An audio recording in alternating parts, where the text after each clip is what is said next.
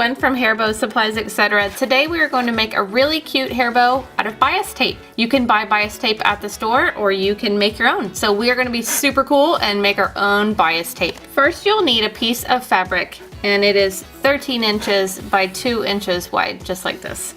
And what you'll need to do is get your ironing board out and your iron and then fold it in half with the wrong sides together.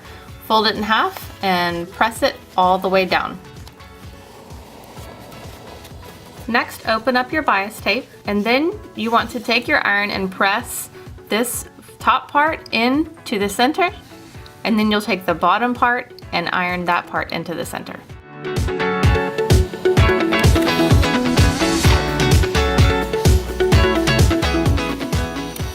Okay, now that you have those folded in, then you want to fold your two ends together and then once again iron all the way down.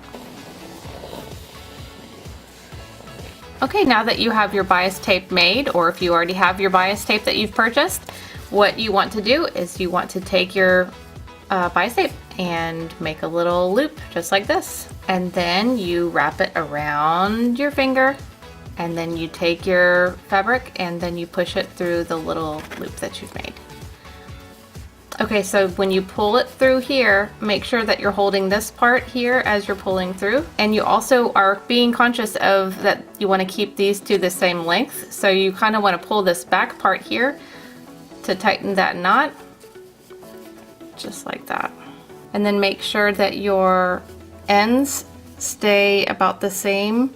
And just keep pulling that and making sure that your bow is even here and that your ends are even. And if you need to cut some of that edge, that would be fine as well. So then just trim off your ends, just like that, and that's it. So that's your cute bias tape bow. Isn't that just adorable? So thank you so much for watching, and I hope that y'all have a great day, and please be sure to subscribe to our channel. Have a great day. Bye.